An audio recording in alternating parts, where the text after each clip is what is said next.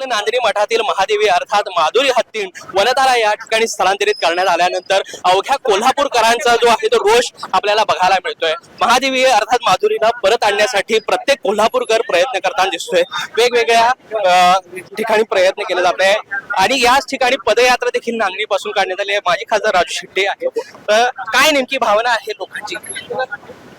लोकांचं म्हणणं एवढंच आहे, अंधा कानून या चित्रपटामध्ये दाखवल्याप्रमाणे खोटे पुरावे करून जशी जन्मठेप दिली जाते तसंच आमच्या माधुरीचा सांभाळ नीट होत नाही, आमच्या माधुरीचा नीट सांभाळ होत नाही आणि तिचा छळ होतो, तिला भीक मागायला लावलं जातं, असा खोटा रिपोर्ट तयार करून कोर्टाची दिशाभूल करून या पेटा या संस्थेनं या माधुरी हत्तीणीला वनतारामध्ये पाठवण्याचा आदेश आणलेला आहे। कोर्टाची 100% दिशाभूल झालेली आहे, कारण मुळात वनतारा ही संस्थाच बेकायदेशीर आहे। माहिती अधिकाराअंतर्गत असं लक्षात आलेलं आहे की प्राणी संग्रहालयांना रजिस्ट्रेशन देणारी सेंट्रल झू ऑथॉरिटी जी आहे त्यांनी सांगितलेलं आहे की वनतारा नावाची कुठलीही संस्था प्राणी संग्रहालय म्हणून रजिस्टर नाही। मग कोर्टानं कुठल्या वनतारामध्ये हत्ती पाठवायला सांगितला, म्हणजे या लोकांनी कोर्टाची सुद्धा दिशाभूल केलेली आहे आणि म्हणून आम्ही महामहिम राष्ट्रपतींच्याकडे दयेचा अर्ज करून माधुरीच्या वतीनं आम्ही हा निर्णय बदला आणि आमची माधुरी आम्हाला परत द्या यासाठी ही आत्मक्लेश मूक पदयात्रा घेऊन निघालेलो आहोत। सकाळी पहाटे 4च्या दरम्यान ही पदयात्रा नांदेडीतून सुरू झाली आणि आता हजारो नागरिक या पदयात्रेमध्ये जिल्ह्यासह राज्यभरातून सगळीकडून जमा होत आहेत आणि सहभागी होत आहेत या पदयात्रेमध्ये। एकूणच राज्यातील सर्व नागरिकांची अशी भावना आहे की माधुरी कोल्हापूरला परत यावी असं वाटतं। निश्चितच जोपर्यंत माधुरी कोल्हापूरला परत येणार नाही तोपर्यंत हा लढा संपणार नाही। गेल्या 4 दिवसामध्ये 1.5 लाख जो पोर्ट झालेले आहेत हा वेग अजून वाढेल। त्याच्यानंतर नंबर येणार आहे रिलायन्स मॉलचा आणि त्याच्यानंतर नंबर येणार आहे रिलायन्सच्या शेअर्सचा। एक म्हण आहे कोल्हापुरामध्ये, जे गाव करताय ते राव करू शकत नाही।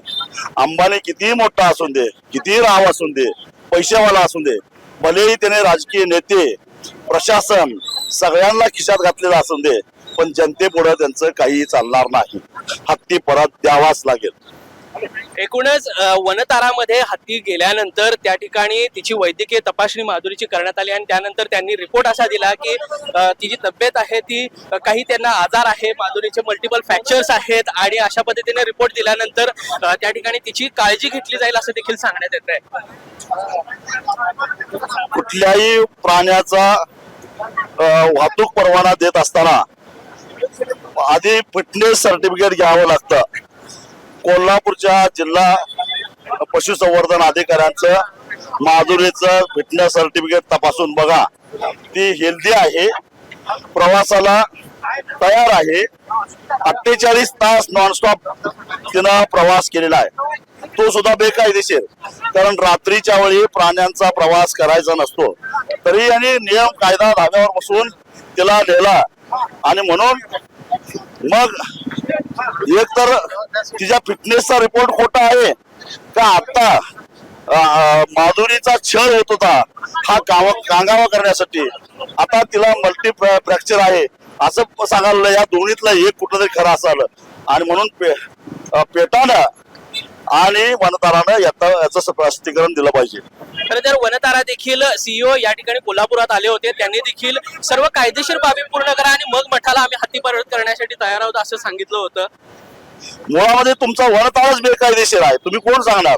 आम्ही काय भीक मागत नाही, तुम्ही खोटं रिपोर्ट करून खोटं रेकॉर्ड करून आमचा हत्ती नेलेला आहे तो परत द्या अशी आमची भूमिका आहे।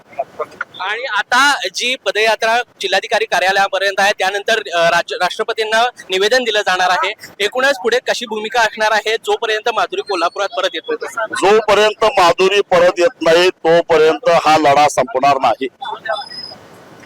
नक्कीच आपण बघतोय कोल्हापुरातील ही भव्य अशी पदयात्रा.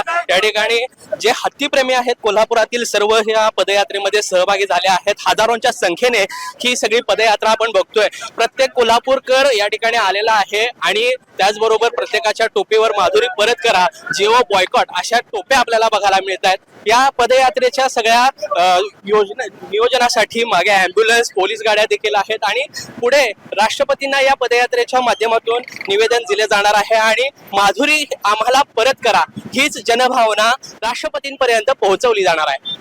महाराष्ट्र टाइम्ससाठी साई प्रसाद महेंद्रकर, कोल्हापूर.